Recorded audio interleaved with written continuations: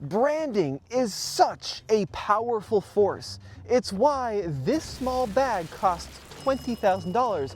It's why this watch costs $50,000, this watch costs $200, and a Casio costs $20.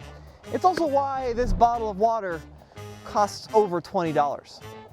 Seriously though, if you're spending $20 for a bottle of water from Erewhon, you really need to rethink your life decisions. But I genuinely don't judge people who spend a lot of money for things based on brand. If you have $20, $40, $50,000 to spend on a Birkin bag, good for you. If you have $100 to spend on a Rolex, I think that's awesome.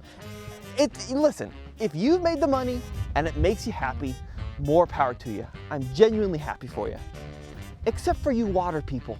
Don't spend $20 for a normal ass bottle of water. What are you doing? Now here's the thing, when it comes to bags and watches, and I would argue certainly water, sure there are differences from a cheap one to an expensive one, but fundamentally, they all accomplish the same thing.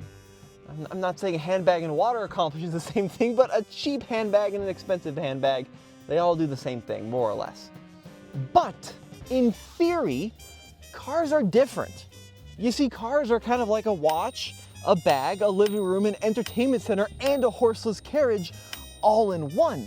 They have to accomplish a ton of different objectives. So the question is, in 2025, what is the difference between a mainstream brand and a luxury brand when it comes to the cars they produce? Now here's the thing, when the car was invented all of those years ago, they were exclusively a luxury good. They were slow and they were stinky, but they were designed to impress your neighbors. They needed an army of servants to keep running, and inevitably they would catch on fire on the way to the next estate, killing your mistress. However, the Ford Model T changed the world. See, the Ford Model T democratized the automobile, and all of a sudden, just owning a car was no longer necessarily a luxury thing. Now, luxury cars back in the day were a big deal. Quite literally, they were a big deal. They were massive. That was one of the ways to differentiate a luxury car from a car that an ordinary person would drive. They were enormous and they were flanked with all sorts of chrome and luxuries and extra spare tires, quite literally. Side note, it's pretty funny that old luxury cars had multiple spare tires and new luxury has none at all. Check that out. No spare tire at all in the back of this Hyundai Palisade. It's not a problem though, thanks to our sponsor, Modern Spare. Now the guys at Modern Spare, not only do they do spare tires for Hyundais and Toyotas and pretty much anything, but if you're looking at buying a car that doesn't have a spare tire and you want that peace of mind, give them a call, even if it's not listed on their website. They can probably put something together for you so you don't get stranded in your 1920s Gatsby movie. As I'm shooting this video, I'm realizing my whole lecture about classic luxury cars is probably not that interesting. I've got literally 2 more pages on it, but I'm just going to sum up by saying that, listen, old luxury cars were physically bigger and physically faster than standard cars. And then as time progressed, luxury not only meant the cars were bigger, but they had more features like power seats, power windows, fuel injection. And then in the 70s and the 80s, when the Malaise crisis hit, luxury could no longer be 25 feet long because people couldn't afford to fuel those cars, so they had to get smaller and more sophisticated. And some companies succeeded, like BMW, and some companies objectively didn't, like the Cadillac Cimarron.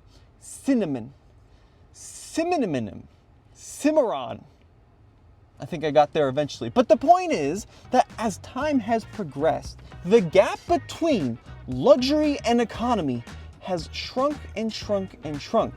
And then something very interesting happened in the late 90s and early 2000s. You see, people all of a sudden didn't want just luxury sedans. Luxury to them meant driving over anything, or I should say through anything. And I'm not talking about peasants like it meant in the 1920s. I'm talking about snow.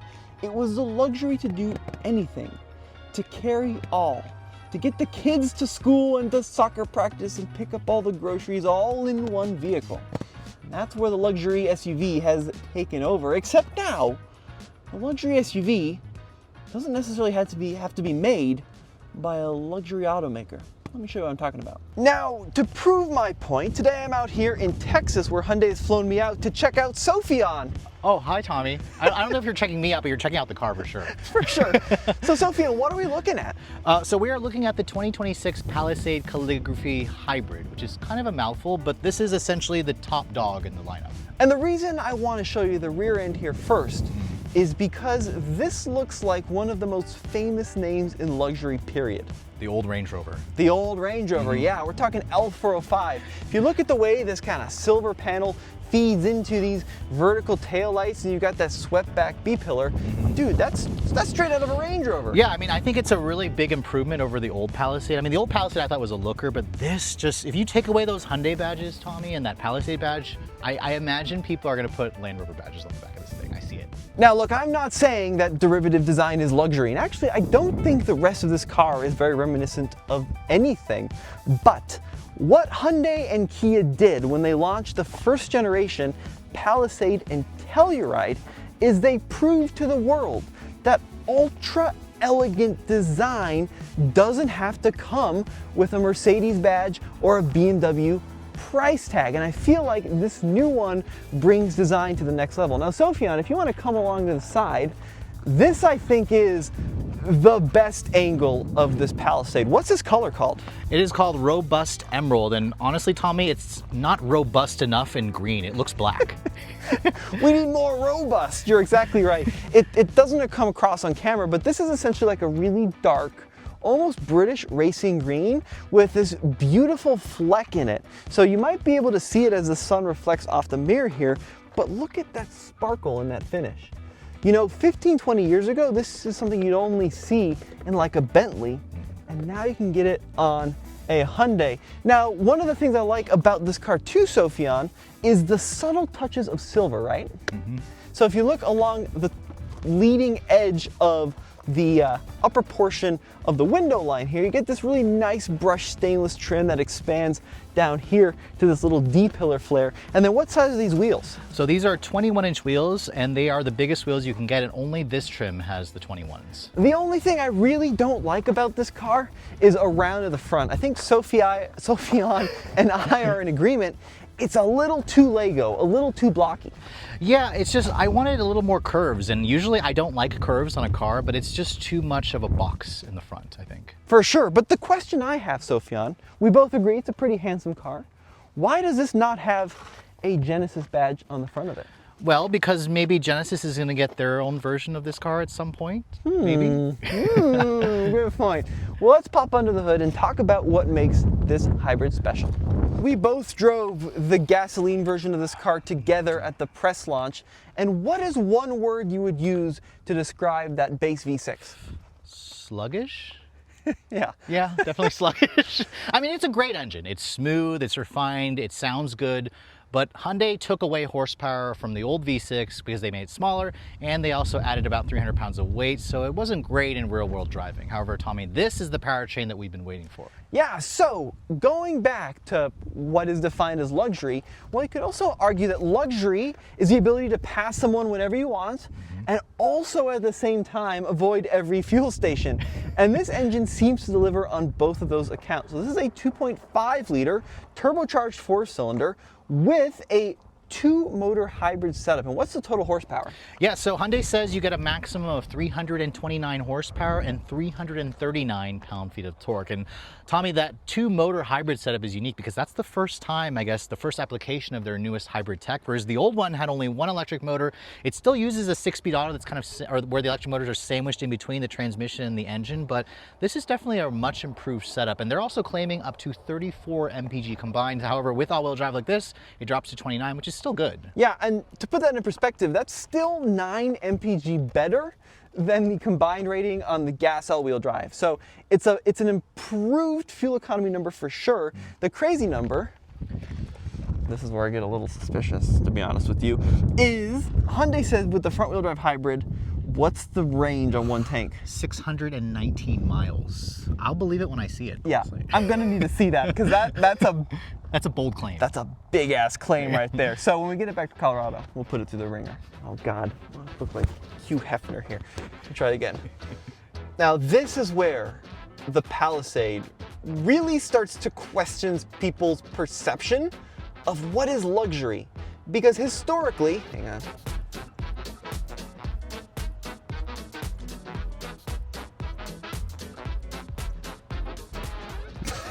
Historically, Hyundai has been a value brand, and what I mean by that is they offer more tech features for the money than some of the more Japanese mainstream brands like Toyota or Honda, for example, right? But recently, Hyundai's been stepping up their game, and sure, they still offer relatively good value relative to those companies, although some of their prices are increasing. But now they're trying to compete on the world luxury stage, but with a Hyundai badge, or maybe I should say 4 dots, because this interior, legitimately, and I'm not saying it's a cliche, it's pretty good for a Hyundai, isn't it? This is a good interior, period, for any car. You could take those 4 Morse H code dots and replace it with a 3-pointed star or a little white and blue Bavarian flag, and nobody would question it because the level of quality in here is off the charts. Now, first of all, this is the calligraphy model, so this is going to be the top trim, but these seats are unbelievably comfortable, plush, and they come with some very premium features. So not only are they heated and ventilated, but over here they have something called the Ergo Motion Massage. But Sophion, this is kind of annoying, only on one seat? Yeah, only on the driver. I get shafted here as the passenger princess. Great use of the word shafted, Sophion. But anyways, moving on past that incredible description here, lots of really interesting color choices. So I love the two-tone steering wheel. I think it looks great with that little black surround and then the dark brown inner. And I love like the little tasteful use of aluminum finish. So we see it here in the steering wheel in just little areas. But my favorite design cue on this entire interior is this very Art Deco style dashboard with this aluminum strip that curves its way down the side of the dash, and then you've got this like wood inlay that gives it a very New York art museum style feel in here. And then Sophion, walk me through the tech. What kind of screens are we looking at? Yeah, so we have dual 12.3-inch displays, and it's standard on all versions of the hybrid. You can see the center is a 12.3, same thing with the driver display, and this has their latest software with wireless CarPlay and Android Auto and over-the-air updates. And as you can see, Tommy, there's so many ways that you can interact with this screen, but there's lots of buttons and knobs as well, so I love that. Yeah, you're 100% right. I mean, being able to, if you don't want to use a screen, just turn the volume up, tune the radio here, go to different tracks using physical controls. Honestly, you know, when we talk luxury in 2025, kind of those physical controls is luxury, right? Now that everything in every economy car has big old screens everywhere and no buttons, being able to control your own stuff with switches, that kind of is a new definition of luxury. And if you're into features, this thing kind of has it all, right? So it's got the usual Apple CarPlay, Android Auto, but it's got a lot of little interesting things as we start poking around here, like a built-in dash cam. And the way this works is up here by the mirror. Also, at the rear of the vehicle are integrated cameras that will record major events and you can play back. So for example, here's an interesting shot of nothing that we were doing. But if someone had hit your car, you'd be able to see that, right? Very, very smart. You can also see live views here. You can even see saved traffic events. Let's see if we got in trouble driving here, Sophion. See that? Pretty neat. So really kind of a cool little feature. But that's not all. Because this is a hybrid system and it's got a 1.65 kilowatt hour battery, you can actually set a destination into the navigation, and then when you get there, you can engage a feature, let me see if I can find it here, that will act as a generator mode. So it'll keep the engine off with the battery active, so you can, you know, here it is, stay mode. With stay mode on, it'll actually give you time. It says 7 minutes remaining here, but I can operate the climate control, the radio, the heated seats, all of it without turning on the engine. Pretty cool, right, Sophion? Very cool. Yeah, and then if you care about stuff like driver assistance, this has got the latest in Hyundai road help system. Help, Sophion. Highway Driving Assist 2.0. You were close. Road help system. Highway Driving Assist 2.0, exactly right. Down here in the center, it does have a single Qi wireless charger, but you also have 3 USB ports with 100 watt max, which is great. This little button's kind of unique. This is a UVC sterilizer. So in the center console, with all of our junk there, turn that on, and then all of our junk is going to get nice and sterilized. And then you got things like full 360-degree camera here. They're pretty crisp, and you even have your little mirror cam. So can you think of anything that like a GLS 600 Maybach would have that this doesn't? I mean, I would probably say the Mercedes would have more leather and more wood everywhere, but to be honest, Tommy, there's so many luxury features that are unexpected. Even the ambient lighting in this car, you can change it to 64 different colors. Yeah, for sure. I mean, the Maybach used to bounce. Oh, yes. So if you're into that, maybe that's one thing. But really, there's nothing in terms of what we would consider luxury features that a high-end SUV has that this doesn't. Right. So there's a view of the second of 2 sunroofs with the power shade. And how's the room back here, dude? You know, the room is definitely among the best in the class. However, the hybrid comes with one caveat, Tommy, and that's because the rear legroom in the second row has been reduced by 1.5 inches, and that's because the battery lives underneath the floor here. Yeah, it's interesting. Like, I was kind of expecting a hump or something, you know, under the seat, because right around here is where the battery lives, but you really don't see a lot of intrusion. But they do say, like you said, you lose a little bit of legroom. Yeah, at 41.5 inches, this is still among the best in the class because the gas model has like 43, so this is still plenty. I mean, the seat here has been moved to your taller driving position, so I have a little bit less space, but this is with the seat all the way back, and I can still get comfortable back here. I can cross my legs. There's also a pretty good amount of headroom space. I love the peasant blockers that you get with this trim as well, with the, I guess this kind of really nice Alcantara material on the headliner, along with the sunroof here. You have your climate controls and, Tommy, heated and cooled seats. This car and its sister vehicle, the Telluride, were one of the first to offer it. You can't even get this feature in some luxury brands. That's crazy, yeah. And Hyundai is really big on making sure your butt is never cold, regardless of where you're sitting, because even the third row has heated seats, which is crazy. Yes, that is true. Like, you can't get heated seats on some of these luxury brands, but on this trim, and I think the Limited also includes it as well. These power second row seats, I will say, while they are nice in theory, Tommy, I almost would be okay without them because it makes getting into the third row a little bit longer because you have to wait for the seats to kind of move out of the way. Should we show that? Yeah. So this was one of the complaints we had when this Telluride launched a few months back. Ready? And go. Oh no.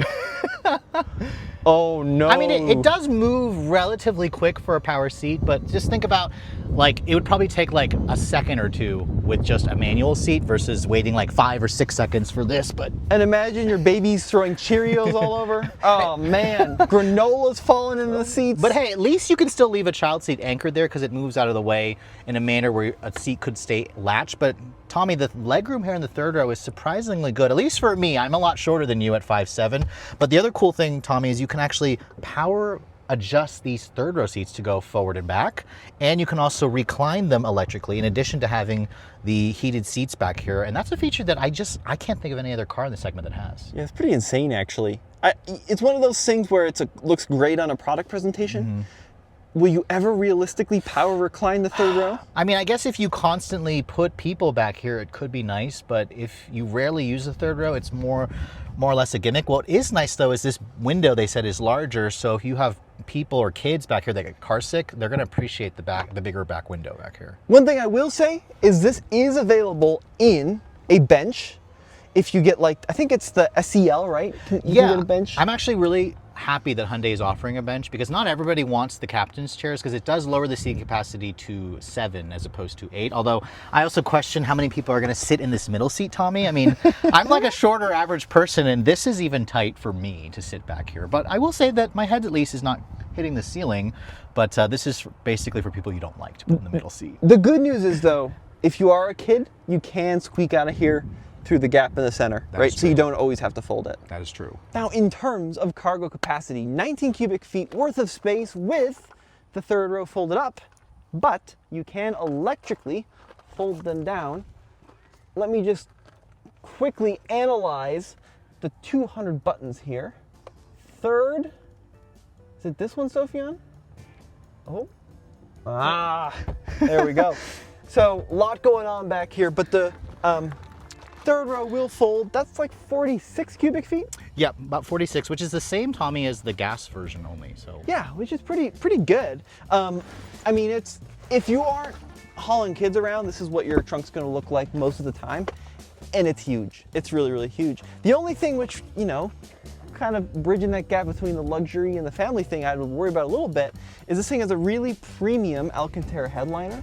So I wouldn't want to stack like boxes super high in here. I'd worry about that a little bit. And then down here, underneath this little cover, actually has, if I recall, a standard receiver. And the towing capacity is down a little bit for the hybrid. It went from 5,000 to 4,000. But the reason that they made this standard is because apparently Palisade owners are really big on hitch accessories. So like bike racks and things, or a little carrier. So that's why that's included. So not necessarily a towing beast. It's not meant to be. And if you want to go off-roading, don't get the hybrid, because the hybrid isn't available in the off-road trim. So the XRT, you can only get in the standard gas version. I'm now doing the Sophion Redline Reviews exit shot here, but let's talk about pricing because that's where things get really interesting. So base SEL, you can't get an SE in the hybrid, only SEL. It'll run you about $45,000 and some change. Now here's the thing, the hybrid on that trim is about a $2,200 add on top of the standard gas one. Would you do it, Sophion? Absolutely, Tommy, because you get more power, you get better efficiency, and I think for most people in the 5 years plus you'll own this car, you'll make that money back pretty quick. 100%, yeah, the hybrid for me, definitely worth it. These go on sale starting now. This was a little bit more. Yeah. It's a little more. So this calligraphy with the special robust green? Emerald green, yeah. Robust emerald is $61,000. So it's a little bit expensive, but here's the thing, average new car price, $50,000 now.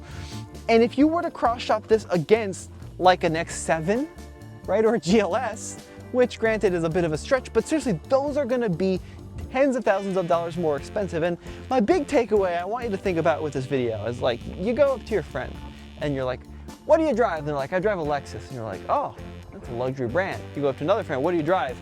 I drive a Hyundai. You're like, okay, that's a value brand. But then you go up to your friend and you say, what do you drive? And they say a Palisade.